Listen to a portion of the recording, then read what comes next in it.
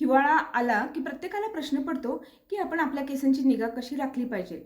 आणि मग प्रत्येकाला असं वाटतं की आपण जर समजा वारंवार केस धुतले तर आपले केस धुतल्यामुळे आपल्याला सर्दी खोकला येऊ शकतो, म्हणून प्रत्येक व्यक्ती कंटाळा करत असते.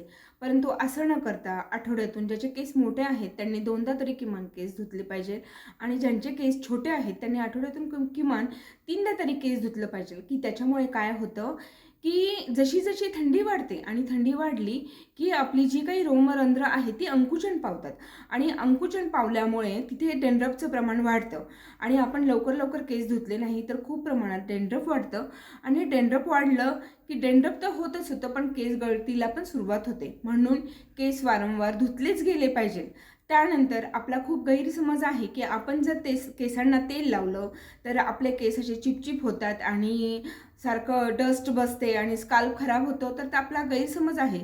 आपण जास्त नाही, बट आपण 4 थेंब तरी केस, म्हणजे इथे 2 थेंब आणि इथे 2 थेंब असं तेल लावलं पाहिजे. मग ते तेल तुम्ही कुठलं पण असू देत, पण हिवाळ्यात म्हणा, नाही तर नेहमीच कुठला पण ऋतू असू देत, तर आपण 4 4 थेंब केसांना तेल लावणं गरजेचं आहे आपल्या केसांच्या आरोग्यासाठी. आणि स्ट्रेस फ्री राहणं खूप गरजेचं आहे. जसं आपण उन्हात वगैरे गेलो तर स्कार्फ बांधणं, त्याच्यानंतर हेल्मेट असतं म्हणून हेल्मेटमधून पण आपण स्कार्फ बांधणं, ह्या ज्या छोट्या छोट्या गोष्टी आहेत त्या आपण पाळणं खूप गरजेच्या आहेत.